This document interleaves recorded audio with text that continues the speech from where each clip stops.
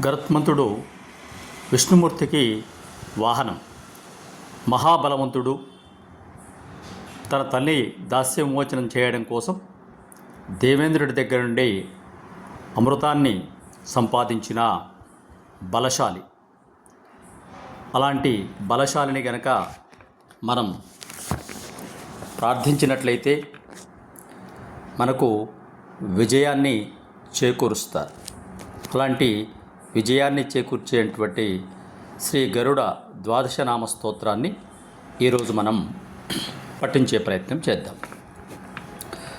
సుపర్ణం వైనతేయంచ నాగారిం నాగభీషణం చితాంతకం విశారించ అజితం విశ్వరూపిణం గరుత్మంతం ఖగశ్రేష్టం తార్క్ష్యం కశ్యపనందనం ద్వాదశైతాని నామాని గరుడస్య మహాత్మనః యః పఠేత్ ప్రాతరుత్థాయ స్నానే వా శయనేపి వా విషం నాక్రామతే తస్య న చ హింసంతి హింసకాః సంగ్రామే వ్యవహారే చ విజయస్తస్య జాయతే బంధనాన్ముక్తిమాప్నోతి యాత్రాయాం సిద్ధిరేవ చ.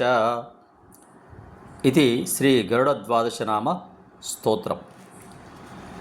ఈ 12 నామాలను ఎవరైతే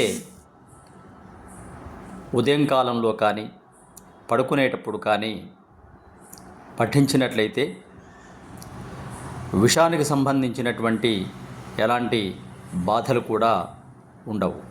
అలాగే సంగ్రామ కాలంలో ఈ నామాలను పఠించినట్లయితే ఆ సంగ్రామంలో తప్పకుండా విజయం లభిస్తుంది. అదే ఏదైనా వ్యవహారాల్లో పఠించినట్లయితే ఆ వ్యవహారాలు కూడా విజయవంతమవుతాయి.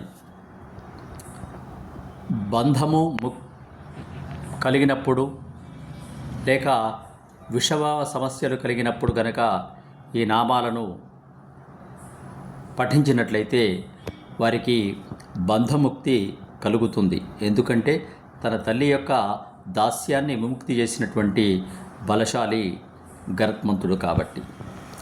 యాత్రాకాలంలో గనక ఈ నామాలను పఠించినట్లయితే ఆ యాత్రాకాలంలో ఎలాంటి ప్రమాదాలు జరగకుండా దిగ్విజయంగా ఆ యాత్రలను కూడా ముగించేటువంటి అవకాశం ఉంది. కాబట్టి సుపర్ణం వైనతేయంచ నాగారిం నాగభీషణం జితాంతకం విశారించ అజితం విశ్వరూపిణం గరుత్మంతం ఖగశ్రేష్టం తార్క్ష్యం కశ్యపనందనం ద్వాదశైతాని నామాని గరుడస్య మహాత్మనః అంటూ మనం పఠించినట్లయితే చక్కని ఫలితాలను మనం పొందవచ్చు.